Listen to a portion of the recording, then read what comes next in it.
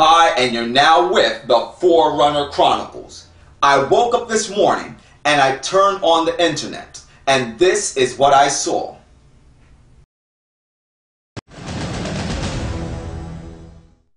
At least 41 people are dead following a strong earthquake in eastern Turkey. 50 others are injured, 10 of them seriously. A Red Crescent team has reached the area and set up a crisis centre as rescuers search for survivors still trapped under rubble. Hospital workers and relatives carried casualties from cars and ambulances into the state hospital in the nearby town of Kavansala. The magnitude 6 tremor, which was centred on the sparsely populated area of Bazyurt and Elazig province, woke residents from their sleep when it struck in the early hours. In nearby villages, locals lit fires to keep warm on the streets after rushing out of their houses in panic before dawn as the earth shook. The Kandili Observatory in Istanbul declared there have been 29 aftershocks in the region. The country's Deputy Prime Minister and 3 other ministers are travelling to the quake zone to see the situation for themselves. Ladies and gentlemen, the Bible tells us in Matthew chapter 24 and verse 28, "And wheresoever the carcass is, there will the eagles be gathered together." Now that word eagles, in its original Greek context from which it was translated, it really means vultures. So in other words, what the Bible is saying here is that wheresoever the carcass is, there will the vultures be gathered together. Now when you look out into nature, you know that if you see a vulture, what you're seeing, in my opinion, is one big, ugly, carnivorous bird. If you see 2 vultures, in my opinion, you're seeing 2 big, ugly, carnivorous birds. But when you see 3, 4, and even 5 of these huge winged beasts of prey just circling about, you know with a certainty that there is the dead body, a dead carcass of some animal or perhaps even a human being that is nearby, that these creatures are getting ready to swoop down on and make it their prey.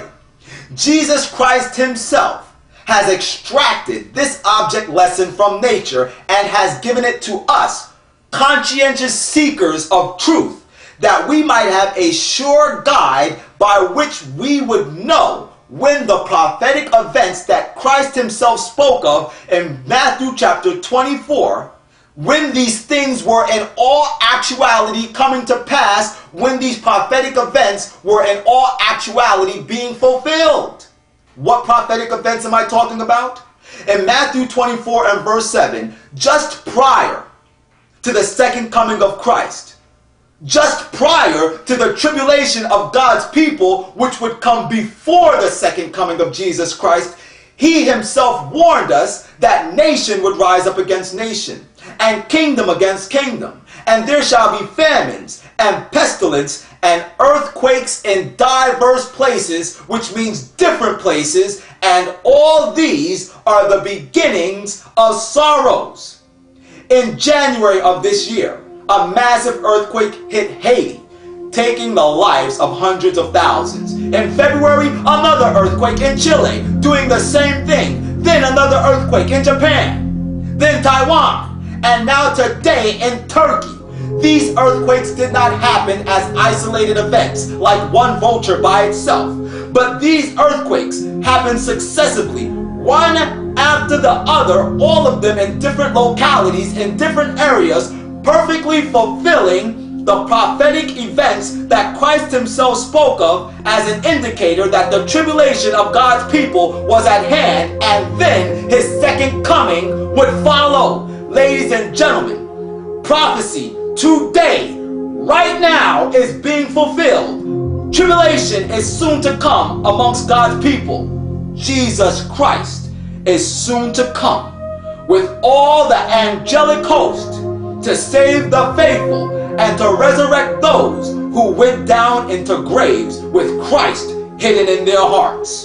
And there are still those of you out there that say, we don't need to talk about these prophetic events. All we need to do is talk about love, love, love, love, love. Talk about love, brother, that's it. It was love that compelled Jesus to answer the question of his faithful disciples, his inquisitive disciples, when they asked him in Matthew chapter 24 verses 1 and 2, "Master, when shall be the sign of thy coming and of the end of the world?"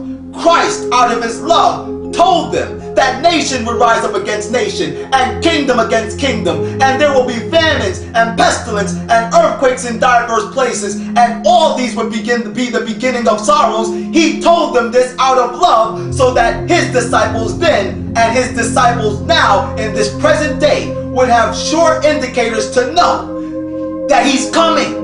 Tribulation is coming, and we need to tighten up our belts, get the filth out of our lives by surrendering our hearts fully to him, so that we can be hidden in the rock, Christ Jesus, so that when these things transpire, we can pass through safely.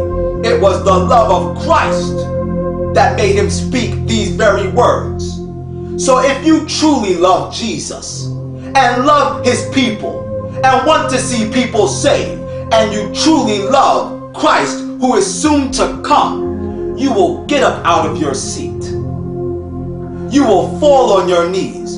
You will repent of your sins and call upon Christ to give you power to live his truth, and you will strip off your false blanket of security which you have stitched the words love across, and you will go out into the world and begin to tell people that the end of all things is at hand, and that they need to receive the love of Christ into their hearts, which he has made available through his own blood. That is love. But some of you out there want to refuse that these are the signs of the times. You want to say, well, these things have always been happening. There's always been earthquakes. This is nothing new. The Bible tells us in Matthew chapter 6 and verse 2, ye say, in the evening it shall be fair weather, because the sky is red. And in the morning ye say, it shall be foul weather, because the sky is red and lowering. O ye hypocrites! Ye can discern the face of the sky, but ye cannot discern the signs of the times.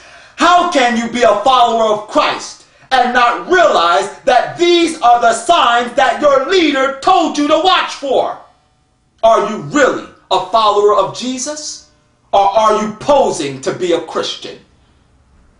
Ladies and gentlemen, whether you're a Christian or you're not a Christian, it's time to get ready to meet your Maker. Jesus is coming, but before he comes, tribulation is on its way. Because we are told in Matthew chapter 24 and verse 10 that after these prophetic events, then shall they deliver you up to be afflicted, and they shall kill you, and ye shall be hated of all nations for my name's sake.